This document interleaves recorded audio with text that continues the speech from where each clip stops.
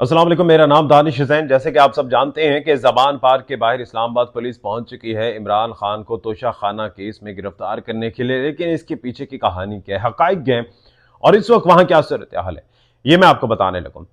پہلے تو بات یہ ہے کہ اب موجودہ حکومت سے مبینہ طور پر یہ ہضم نہیں ہوا کہ پنجاب میں الیکشن اناؤنس ہو گئے۔ اب الیکشن اناؤنس ہو گئے، الیکشن ہوں گے، عمران خان الیکشن کیمپین کے لیے باہر نکلے گا۔ اگر باہر نکلے گا تو کیا ہوگا؟ پنجاب سے موجودہ حکومت P D M group white wash ہو جائے گا۔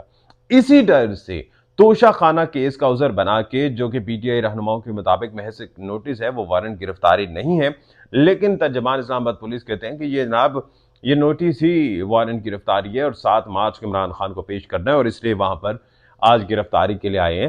اور اس کا جو پولیٹیکل ایلیمنٹ ہے وہ یہ ہے تاکہ عمران خان جو ہے الیکشن کیمپین نہ کر سکیں۔ لیکن جو پی ٹی آئی کے لیڈرز ہیں وہ تو یہ کہتے ہیں، اور آج بھی یہ کہتے آ رہے ہیں، پہلے بھی کہتے آ رہے تھے، آج بھی کہہ رہے ہیں کہ عمران خان جیل کے اندر ہوگا یا باہر ہوگا، عمران خان اتنا ہی مقبول ہوگا، بلکہ عمران خان تو یہ کہتے ہیں کہ جیل جا کے میں زیادہ مقبول ہو جاؤں گا۔ لیکن فواد چودھری، اسد عمر اور باقی لوگ جو اس وقت زمان پارک میں ہیں وہ کہتے ہیں کہ ہم عمران خان کو گرفتار نہیں ہونے دیں گے۔ اس وقت عمران خان پر 74 مقدمات جو ہیں وہ بنائے گئے ہیں، 74 ایف آئی آر ہے عمران خان پر، ایک کے بعد دوسری ایف آئی آر۔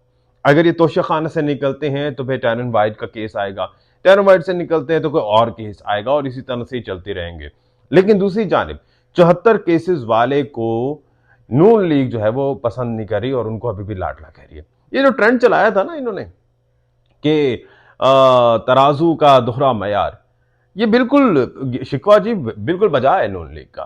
دوہرا معیار تو نہیں ہونا چاہیے نا جناب۔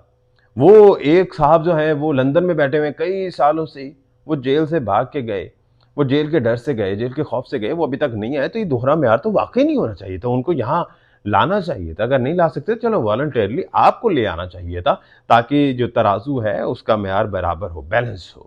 ٹھیک ہے، خان تو یہاں 74 مقدموں کے باوجود یہیں پر موجود ہے، لیکن وہ لندن والے صاحب ادھر ہی ہیں۔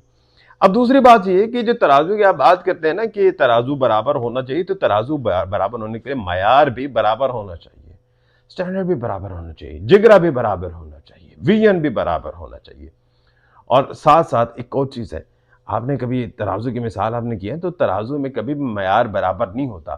اگر ایک سائڈ پر آپ سونا یا کوئی بھی چیز جو ہے وہ تول رہے ہیں، تو دوسری سائڈ پر سونا نہیں رکھا جاتا، پتھر رکھے جاتے ہیں، اور پتھر کے وزنوں سے جناب دوسری چیز کا آپ جو ہے وہ معیار چیک کر رہے ہوتے ہیں، اس کا وزن چیک کر رہے ہوتے ہیں۔